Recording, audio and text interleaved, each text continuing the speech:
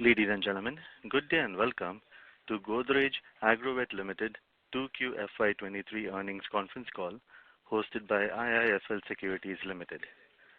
As a reminder, all participant lines will be in the listen-only mode and there will be an opportunity for you to ask questions after the presentation concludes. Should you need assistance during the conference call, please signal an operator by pressing star then 0 on your touchtone phone. Please note that this conference is being recorded.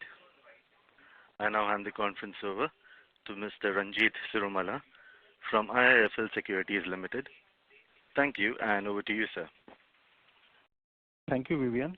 Good afternoon, everyone, and thank you for joining us on the GODREJ AGROVET Q2 earnings conference call hosted by IIFL Securities. From the company, we have with us Mr. Nadir Godrej, Chairman of the company, Mr. Balram S. Yadav, Managing Director, and Mr. S. Varadaraj, Chief Financial Officer. We would like to begin the call with a brief opening remarks from the management, following which we will have the forum open for an interview question and answer session. Before we start, I would like to point out that some statements made in today's call may be forward-looking, and a disclaimer to this effect has been included in the earnings presentation shared with you earlier. I would now like to invite Mr. Nadir Godrej to make the initial remarks. Thank you and over to you, sir. Good afternoon, everyone. I welcome you all to the GODREJ AGROVET earnings call. I hope and wish you are doing well.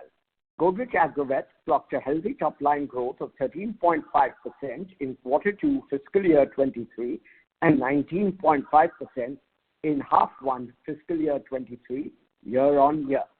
However, it was a challenging quarter in terms of profitability as it was impacted due to volatile commodity prices, higher input costs, and limited transmission of those costs. During the quarter, crude palm oil prices corrected sharply from all-time high levels in May 22 on account of oversupply from Indonesia and Malaysia post the lifting of export bans. The southwest monsoon was erratic and unevenly spread. Prices of rice bran extraction jumped sharply in Q2 and maize prices continued to trend higher.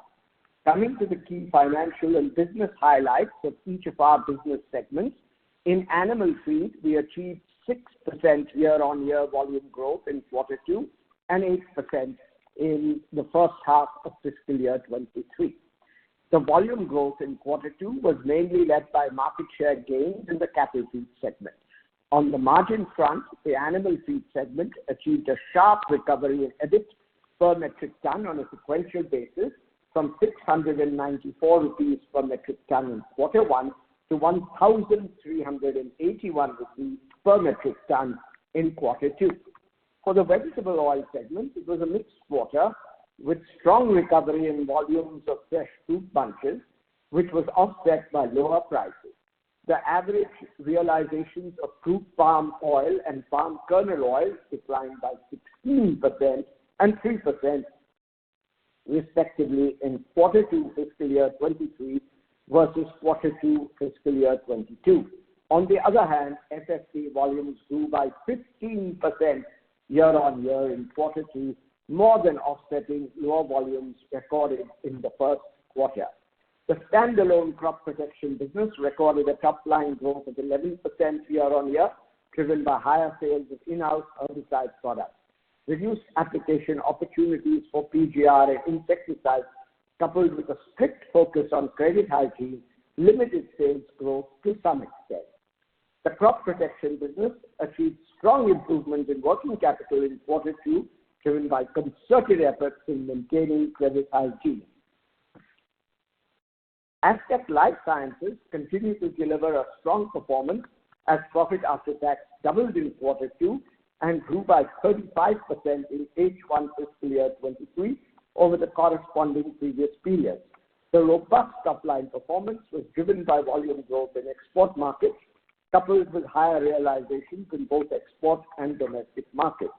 It should be noted that Q2 fiscal year 22 performance was impacted by flooding in our Mahad facility and hence in the previous year, and hence there was a low base effect as well.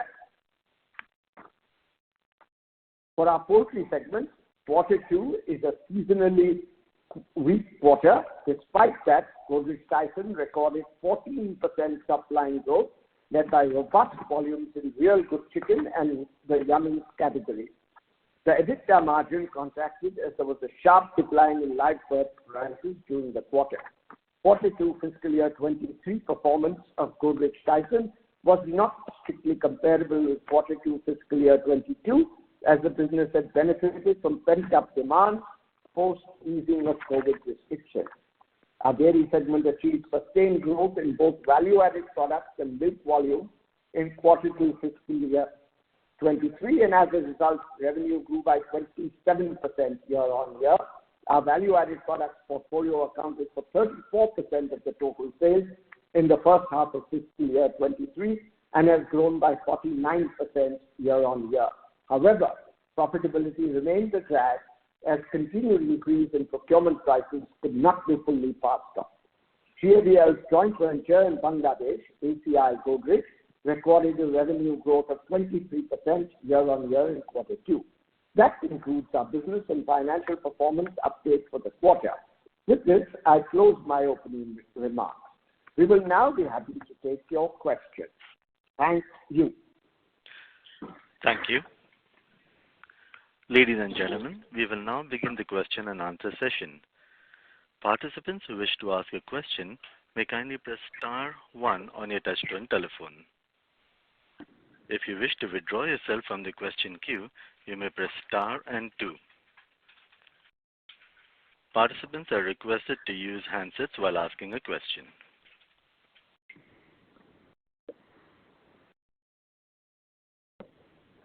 Kindly press star 1 to ask a question.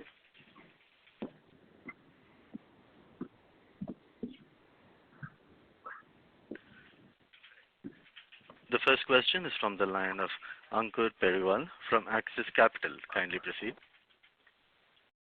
Hi. Thanks for the opportunity.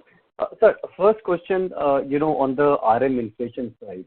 Now, this quarter specific, we saw, decent pressure on the RM side across many of the business segments, animal feed, crop protection. Your thoughts there in terms of pass-through. How are we looking to address this RM inflation and, whether it is just one quarter phenomenon and maybe next quarter onwards things should be back to normal? Okay, let me just first talk about animal feed RMs. Look, I think we have sufficient experience and knowledge on these movements of raw material prices in case there is no external intervention which can cause dissonance which is not natural. So we only faltered once in this year, and that too in soya, because of which our poultry feed as well as aqua feed contributions took a hit. When the prices of soybean were ruling very high, and there was no chance that India will import any more soybean, and all the poultry people and the aqua feed people were well covered for off-season. Suddenly the government of India, under the pressure of inflation, announced import. And that is the only time we got caught because of adverse raw material situation. However, you can see we have corrected that. The margin in animal feed has come back to about 1,300 rupees a ton from 694 to 1,381 rupees per metric ton. And now that raw material prices are falling, so the margins are likely to improve further in Q3 and Q4. So that said about animal feed, I just want to use a caveat that in Andhra Pradesh there are price controls in shrimp feed and fish feed. So entire inflation and raw material cost was not passed through in this state particularly, and that is why the margins suffered. But with the lowering of raw material costs, I'm sure margins will improve in aqua feed also. Now, one thing which we are unable to understand and get a grip of is this secular rise quarter on quarter on the milk cost. Now, that is one thing which is worrying, because there is no flush, so the prices continue to go unabated, but we are unable to pass through most of the increase in milk cost to us because cooperatives are not taking price increases. For example, the cow milk prices have gone up by almost 18%, but we have taken a price increase only of 5% in the first half. I think that is hitting us very badly. So that I think remains a concern. However, in all other parameters of CDPL business, we are doing okay.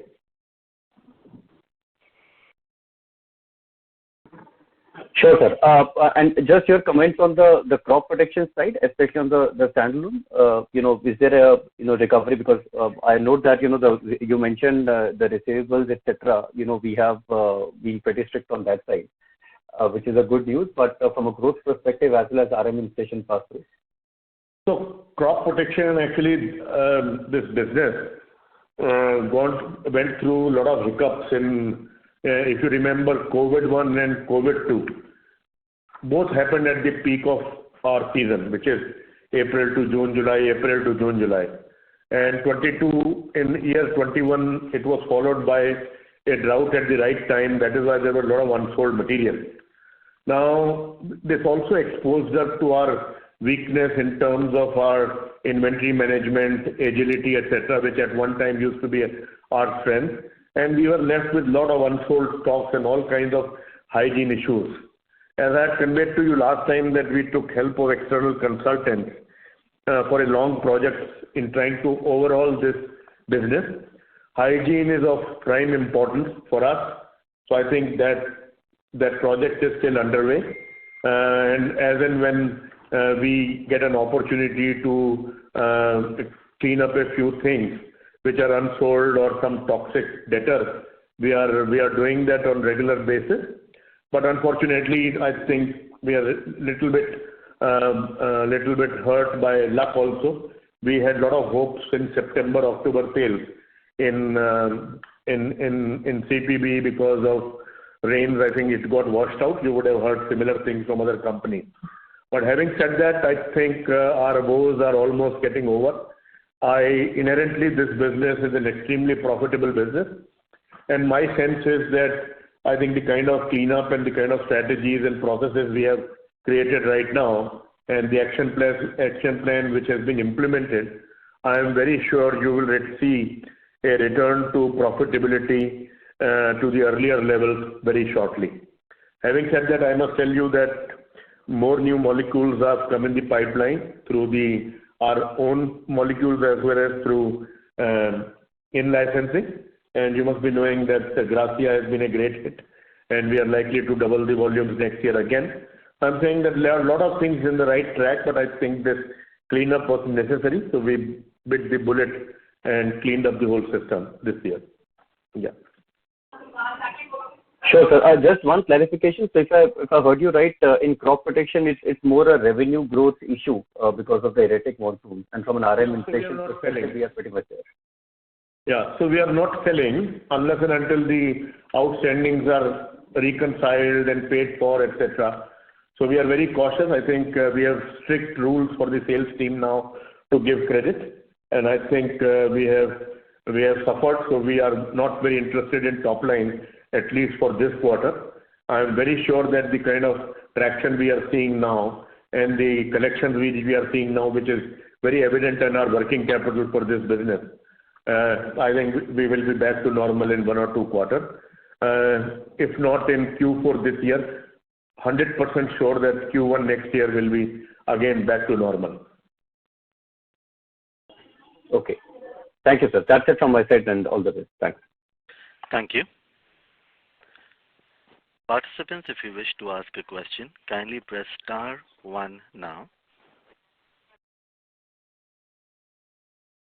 Please press *1 to ask a question.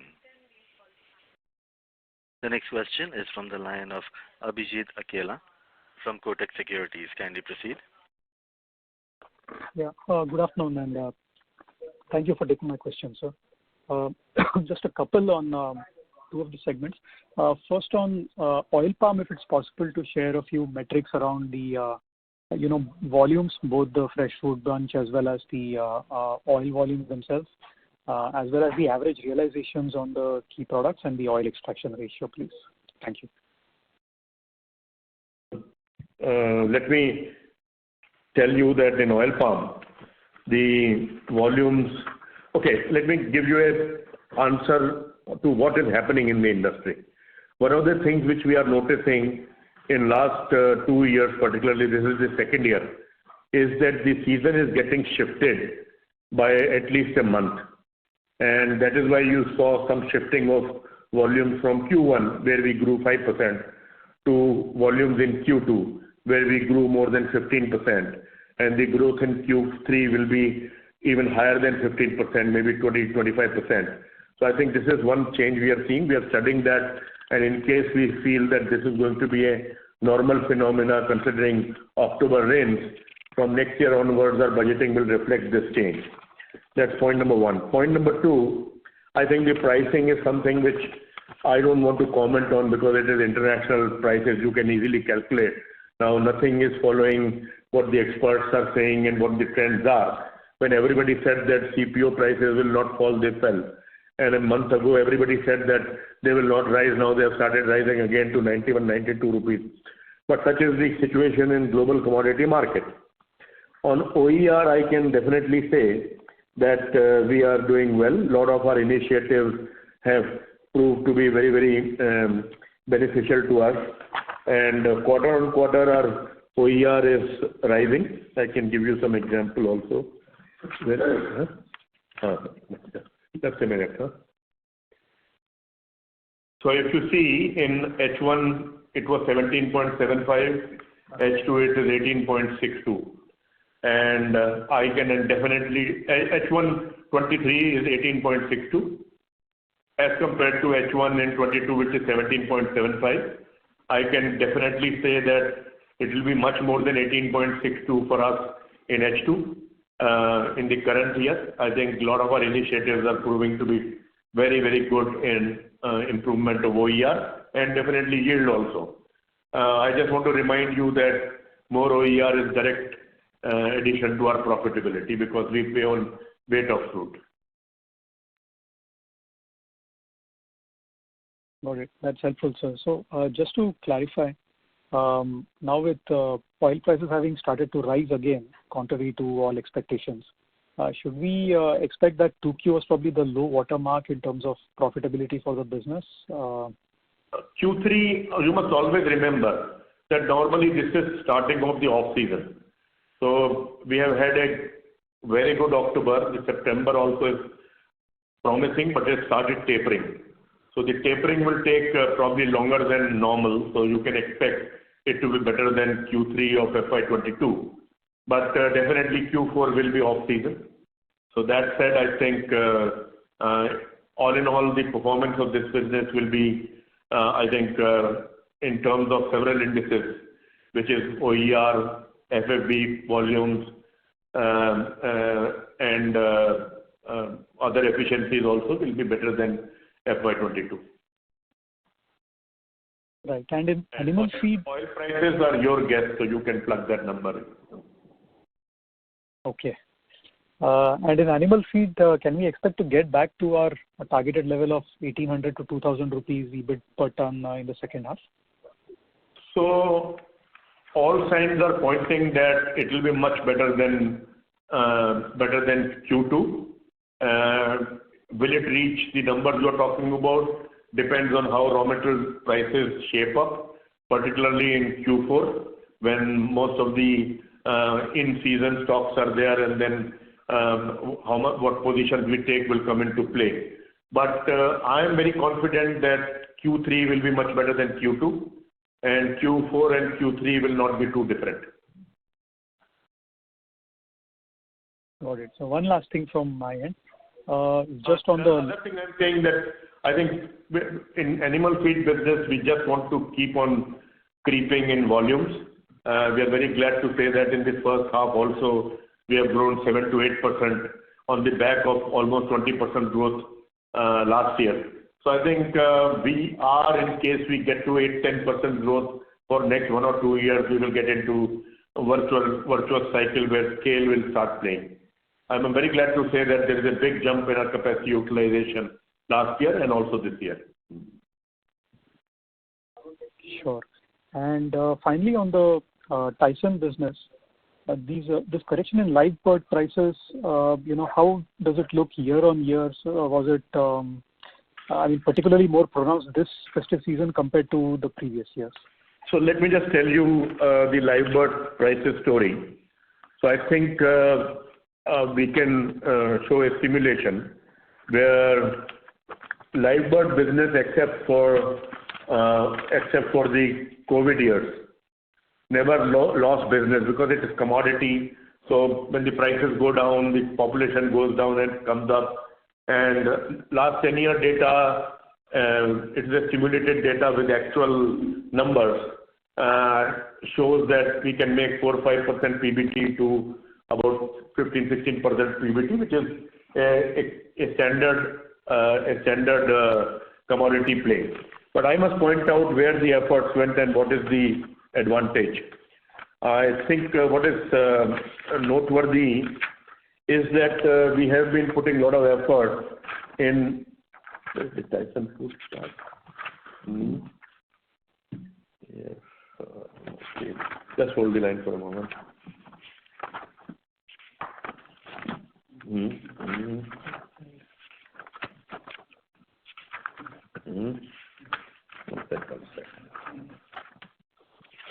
So I need to tell you that just a moment.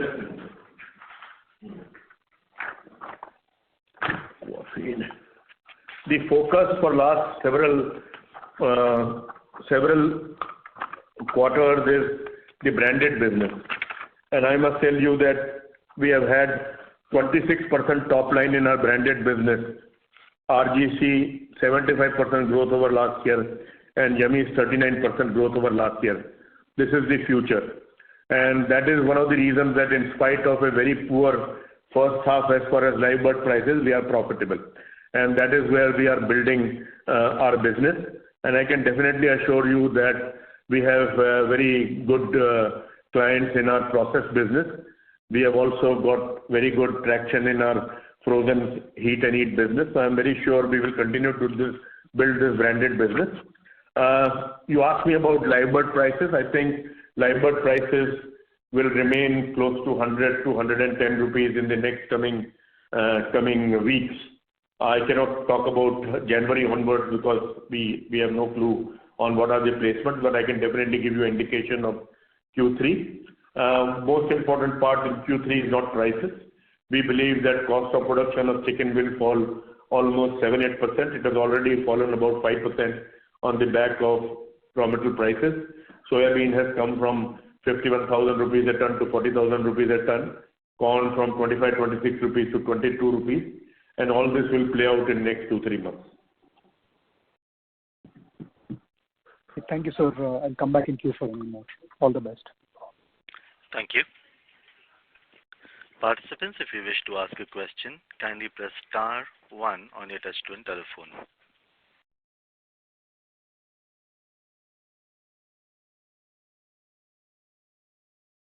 The next question is from the line of Vidit Shah from IIFL Securities.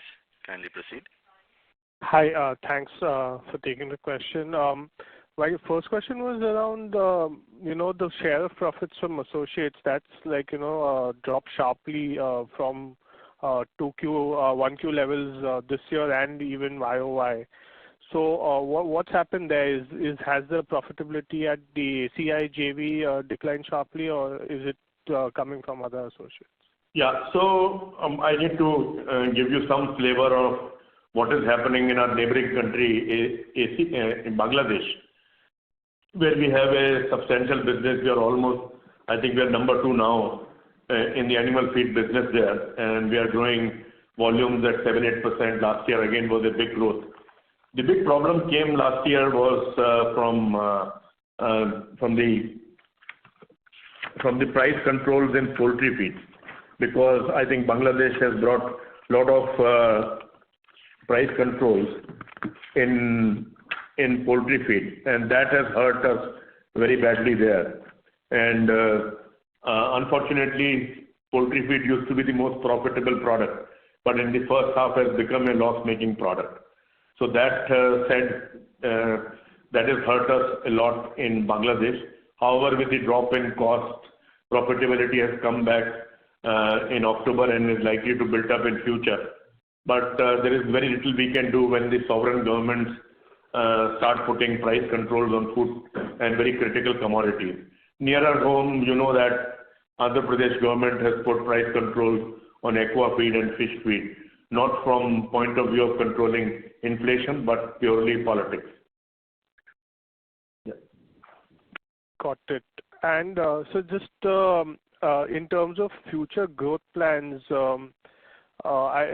we understand that Aztec has a lot of plans in terms of growth. But if you could just shed some light on plans across the other segments, especially the animal feed and the dairy segments, and the poultry segment. Are we adding?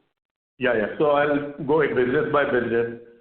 In animal feed and aqua feed, we have adequate capacity now. This year we commissioned one fish feed plant because the situation in Andhra Pradesh is not likely to improve in terms of profitability if the government keeps on bringing price controls. So rest of India, both in fish feed and in shrimp feed, is the focus. We have commissioned one plant about 3-4 months ago in Barabanki, and I am very glad to say that the capacity is to produce 55,000 tons of feed, and we might just exhaust that capacity next year, but it has a great opportunity to double the capacity at marginal investment. So in animal feed put together, I don't see more than 20-25 crore investment opportunity at least in next 6 to 8 quarters. In Aztec Life Sciences, in that meeting, we have already told you that the plans are already made for big investments in this. For that, we are likely to acquire some industrial land in the state of Gujarat or Maharashtra. I think they're very near closing those deals. In oil palm plantation business, 2 investments are already underway. It will cost us about 70 crore rupees. One is a 400 metric ton refinery. I think once we refine, then we will benefit. The profit margin can improve by about 1.5 to 2% because of the erratic schedule of lifting by our customers. We get a FFA penalty because more we keep crude palm oil, the FFA rises and there is a penalty for that. And we want to use a lot of byproducts and extract oil from that also. So we are setting up a 200 metric ton per day solvent extraction plant also. So I think these 2 investments are already underway. There's nothing much which has been planned in other businesses except for the fact that one SIG line in our milk business will be operational. So we will be able to make multiple value-added products there in different sizes, and that line should be functional in January, and effect of that you will see in our salience rising in value-added products in Q4. Got it. So what are the timelines for the 2 investments in vegetable oil, the refinery and I think refinery definitely we are going to commission in April, and solvent extraction plant in May, but solvent extraction plant is needed in June. So we're trying that if we are able to make it operational in May, there will be immediate benefit to us. Good thing about that solvent extraction plant investment is that we will also experiment in off-season doing extracting oil from rice bran, and we will also learn about the de-oiled rice bran economics through the solvent extraction plant, because we are a big user of DORB both in our cattle feed business and our fish feed business, and I think this plant is very important for us to learn in case we need to learn about backward integration into raw materials in the other 2 businesses. Okay, thanks for answering my questions. Good luck. Thank you. The next question is from the line of Sumant Kumar from Motilal Oswal. Kindly proceed. So hi sir. So my question is regarding the margin volatility for overall company, and we have seen some companies, some segment like say animal feed, sometimes margin is on the peak, and again we have seen some risk. So overall, all the segment we see maybe the animal feed is complementary for your milk business, and animal feed is complementary for your Tyson food business. But is they complementary and having a backward integration, but sometimes have a severe impact also on the margin front. So we need to understand what are the strategic investments we have taken and going forward we are going to take to mitigate the risk of so many variables we have in our company across segment. So I think one thing I fully agree with you, because such a diverse business, and when you are present in all parts of the agri value chain, whether it is pesticide, whether it is technicals, oil, and all kinds of animal protein, both on the feed side and the output side, some or the other volatility will hit, because we have never had a year in last 30 years of my experience when one part of the segment has not been hit. So I think that is very well understood, and that criticism is very well accepted by us. And I can definitely say that yes, we are looking at our portfolio very closely, but it is not easy to solve this problem in bad times particularly. And if you understand what I'm trying to say.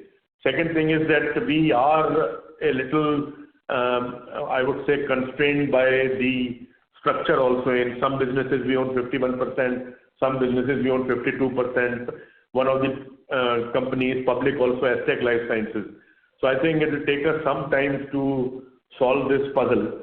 But I can definitely assure you one thing is that efforts are on in all businesses to pull out costs, to make them sustainable and scalable. We sit in a very huge opportunity in each area. And my sense is that internally, I'm very sure that we are working very, very closely to cover gaps which we have. But externally, I cannot say, because this is a very, very volatile sector, and something or the other will definitely hit us. But having said that, I think vertically integrated business are less susceptible to these kind of volatility. And I think portfolio strategy is definitely underway. How and when we do it and in what shape it will come is still under discussions. So do we have any plan? We are so diversified, and do you think any of your business should demerge and run separately to handle in very good manner, so your earning volatility will be lower, or you will give more energy towards that segment to control all the risk? But I'm saying that these are a matter of strategy also. And I think definitely there is a need for a discussion and thinking on that, which is also underway. I'm not saying that it is not underway. But point is that these are very, very strategic discussions. I can definitely say that we are sensitive to that fact. We also understand what is happening in the macro environment. But for me to tell you anything concrete on a call is not likely the right thing to do. Thank you so much. Thank you. Participants, if you wish to ask a question, kindly press *1.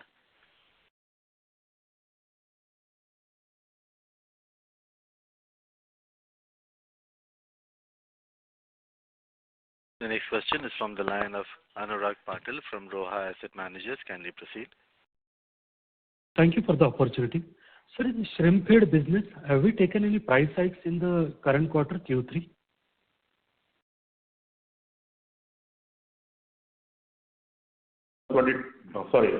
We had taken a price hike, but the government asked us to roll it back. The price hike was 2,250 rupees a ton. So unfortunately, we had to roll it back because Andhra Pradesh government advised the industry to do that. Okay. But despite that, raw material price correcting should continue to benefit us in the remaining 2 quarters. Is it correct? Yeah. So the issue is that even though the raw material price correction is there, But these businesses now require a lot of initial investment, very sophisticated plants and laboratories, and we already commissioned a R&D center. So the issue is that we need certain amount of contribution per ton to cover our fixed costs. And I can definitely say that the contribution in Q3 and Q4 will be definitely better than H1, but still not enough, because during the season which was in H1, most of our volumes got sold at lower contribution. Even if the volumes in H2 get sold at higher contribution, the overall contribution will still not be remunerated. Okay, sir. Understood. That's it from my side. Thank you very much. Thank you. For questions, kindly press star followed by 1 on your touchtone phone.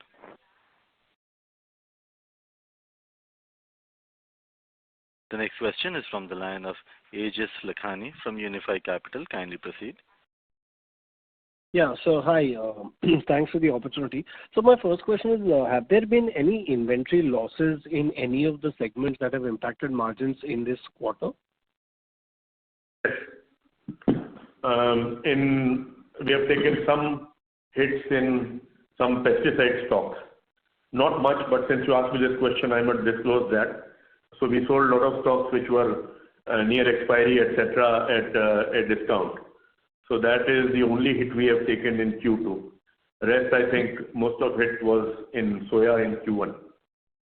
So this is traditional crop protection, 2/3 of the portfolio that is your own product basket? This was a traded portfolio. Oh, so this is in the traded portfolio. Okay, so then, sir, your blended margins in the traditional crop protection business have been higher. What exactly happened this quarter? Could you just explain that again? So there are many things which have happened. One is that we have taken some stocks back, returns of unsold stocks, because I think the first and the foremost thing we have to do is hygiene. Because if we did not take them back, we could not recover money from the market, and the disputes continued. So I think that we have done. So whatever unsold material is there, just at the end of the season, we will take it back. That is the policy which we have made now.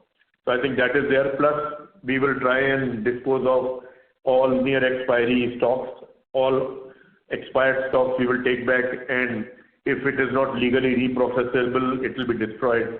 So that also will be done. Plus, there is the other big thing which we did is that to collect outstanding, because the recoveries have been extremely good in Q2 in this business, but it has not come free. It has come at a cost of some additional discounts and incentives which we have given to collect that money. So I think all in all, we are doing everything to clean up our system to be ready for next season with a clean slate. And my sense is that we are almost through in all this in Q3, and there will be very, very little spillover in Q4 this year. Got it. And so third quarter for the traditional business is the seasonally most weakest quarter, and fourth quarter is a slightly better quarter than third. Is that understanding correct?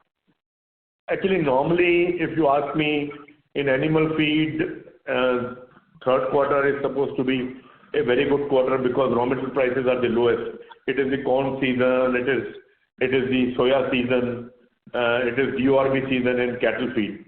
And it is also reflected in milk prices also, which may not, because most likely there will not be any flush. So Q3 is the start of margin enhancement due to low raw material cost in animal protein industry. But unfortunately not likely to happen. But surprisingly, because of shifting of season in oil palm plantation business, we will see a much better Q3 than expected. Got it. So actually my question for third quarter was on the traditional crop protection business. So that's a weak quarter for us. You're absolutely right. It will be a weak quarter. Yeah. Okay. And sir, could you just call out what is the oil extraction ratio and the actual FFB collection? Okay, just hold. So in H1, 23 oil extraction ratio is 18.62% as compared to H1 FY22 17.75%, which is higher by 87 BPS. And FFB processed this year 3,22,000. Last year 3,05,000, which is a 5.5% increase. Having said that, I must say that this year we are seeing a much larger shift in season than we saw last year. So I'm expecting Q3 growth will be much better than last year's Q3 growth. Got it. And so from your own end, do you, given the acreage that you have, when do you see the larger volume shifts really taking place? Can we expect it in FY24, or will it still be based on the plantations you would have already done? So you will see a secular growth at least for next 3-4 years. So I must also tell you that because of that NMEOP scheme, we have imported almost 3x of seedlings what we imported in year 22 in 23, which is a very big jump considering our allocations in Assam, Tripura, Manipur, and other states, plus more allocation in Telangana and Andhra Pradesh also. So definitely in this year onwards, you will see a quantum increase in our plantation. But it is a long gestation business. It will all show up as a step jump in FY26, FY27 or so.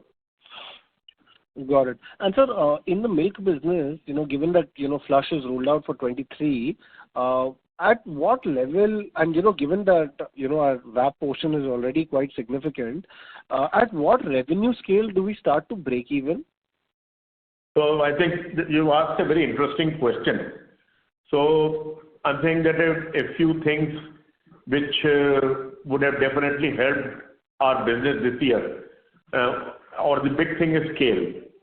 Considering the contribution margins remain what they are, so we just did the back of the envelope mathematics that we would have been profitable if we crossed 2,000 crores in FY23. However, we are very likely to cross 1,500 crores in FY23, up from about 1,200 crores, because you must have seen that our growth is almost 27%. Top line growth is 37%. And salience has also gone up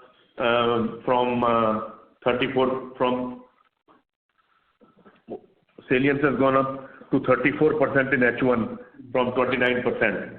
And I must tell you that what is heartening is to see growth in curd was 52% in H1 year on year, and premium value-added products 34%, ghee 30%, etc. So on value-added salience, I'm very sure that we will keep on improving, and we will try and aggressively gun for 45% plus salience next year. The worry remains the cost of milk again and again. So we really do not know when it will start tapering or it will be steady, when the prices will catch up with what is likely to happen. The only green shoots I can see is that Tamil Nadu, which had not taken price increases for times immemorial, I think for almost 2 years they had not taken price increase in the retail market, and the gap between us and private players and the government dairy milk was between 16 to 18 rupees in different parts of Tamil Nadu. Suddenly, I think 2 days ago, they announced a 12 rupee price increase. And I'm saying that if same behavior is exhibited by all cooperatives, we are likely to see some price increase to cover some additional costs which have incurred in the past few months because of milk costs in the coming quarter. Let us see how it pans out. But from the outside, we get a feeling even the cooperatives are running out of steam in terms of supporting low prices. So let us see. But I think if we have 45% salience at the same contribution levels and a 2,000 crore plus turnover, we would definitely be near break even next year.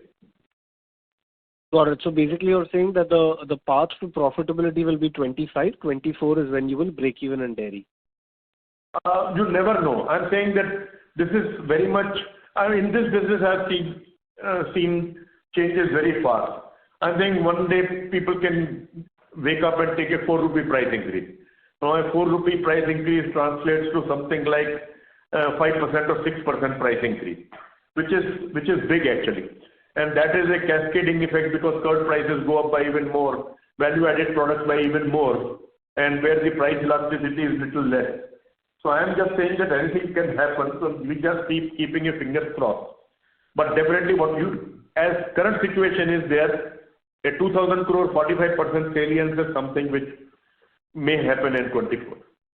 Got it. And so just a small request, the next quarter, if you could consider to give the gross profit per liter for the milk portion, it will just give us to contextually understand where you are, if that's possible. And so my last question is, sir, you spoke about live bird prices being 100, 110. What were they in the corresponding quarter in 1Q? And what do you think of, you mentioned that 3Q prices are going to be in this range. So are we again expecting a slightly weakish quarter, or do we expect the path to profitability to come back in third quarter itself for, the poultry segment? So I think you will appreciate the numbers which I am going to tell you, because being in stock markets, you are also used to volatility. So January cost of production was 84 and the price was, cost of production was 87 and the price was 84. In March, cost of production was 95, price was 126. In May, cost of production was 102, price was 117. In July, cost of production was 98, price was 76. In September, in August, cost of production was 97, price was 72. In September, cost of production is 97, price was 94. In October, cost of production is close to 90 and the price is about 91 or 92. And I'm saying that this is the season for peak consumption. We also know from feed sales and the raw material consumption patterns which we are hearing from the market that placements are a little low. That is why I am expecting a cost of production because of raw material cost improved efficiency to drop to 87, 88 and price to remain between 100 to 110 in different parts of the country. Got it, sir. That's very helpful. And sir, roughly what is the component out of the sales which is coming from, yummies and, real good chicken? It's about 35-40%? Okay, so 44% of our sale in was live bird in first half. Okay. Good thing was that last year first half was 56%, so there is a drop of 12% there. In yummies, last year was 17%, this year is 16%, so there is a drop of 1%. Last year we had excellent demand in the first quarter because of COVID. So I think that is the base effect we are having, but we are very happy with the progress in yummies business. I think the stealing thing, and I think this is where biggest correction has happened, is that last year real good chicken was 26% salience and this year it is 40%. Got it. And sir, at an EBIT level, the yummies and the RGC business is profitable for us, right? So at contribution level, I can tell you that from this is percentage. No. This percentage. So I'll come now. Last year we had a contribution which is margin after variables in live at about 4%. Now it is about 3%. Yummies, which was 40+% is now about 35%. Real good chicken was 4%. Now it is about 10%. So blended margin still remains the same at about 11%. But we are expecting a big growth in yummies and real good chicken in the coming months. So I think we are in the right direction in this business actually. Got it. And sir, is it possible to divert the, the live bird sales towards more RGC and yummies in the years to come so that you can... That's what happened. More and more live bird is going into these things and processing is going up. We are at about 85% utilization in both our plants. Both our plants are going in for debottlenecking. So my sense is that next year we will be able to increase our processing by 10 to 12% only by debottlenecking. And we have marquee customers, multinational CSRs, etc. I think we are producing the quality they want. So I think hopefully we'll keep on building on this business. Got it, sir. Got it. Thanks, sir. I'll fall back in queue. Thank you. The next question is from the line of Rajesh Ketarpal, a retail investor. Kindly proceed. Hello, Mr. Yadav. I would appreciate if you can spend a minute talking about Maxi Milk. Every time I see you investing in that, I get excited. So what is your plan over the next 3, 4, 5 years, by when it will start contributing to our top line and bottom line, etc., etc.? I can tell you that generational improvement in large animals takes a long time. Okay. So we harvest the, say we produce a embryo, then we impregnate the cow, and then 9 months later the new calf is born. And then it takes another 15, 16 months for that calf to mature sexually and get inseminated again. So normally it takes about 30 to 33 months for the kind of herd we want to build, because we are interested not in the surrogate mother, but in the progeny of the offspring, if you understand what I mean. Yeah. So it takes time. It is also biological activity. So plenty of times the embryo transfer fails in the first try. So there is a success of between 40 to 50% in that. Now, to set up a lab, to set up a farm, to get surrogate mothers, then to get very good quality offsprings, and then to phase out the surrogate mothers, because mothers were only there to produce the high quality genetics. So I think it takes between 4 to 5 years, and that's what time we have spent. Now, let me tell you what is happening right now. Right now, we have got our herd size is close to about 1100, of which the 80-85% of the animals are the ones which have been produced and are very high quality genetics, which are at our farm. These animals, almost 500 of them are lactating now. I would say that in this country, a herd average of 20 was supposed to be very good, but we have a herd average of 24-25 liters. So I think that is one good thing which is happening, because several of these animals are producing 60 plus liters per day also in their peak. So I think we have the herd ready. Now we have got into a phase where we are producing 45 to 50 high quality offsprings, and this farm will be out of capacity for next 3-4 months. In next 3-4 months, so we are constructing another farm now again in Nashik. Now, where is what is the output of this farm? So the heifers which we are producing are commanding a very good price, close to between 2.25 lakh to 2.5 lakh in the market. So that is one revenue stream we have. The other revenue stream we have is we are selling embryos. In that breed improvement program of NDDB, we have got a sufficiently big order.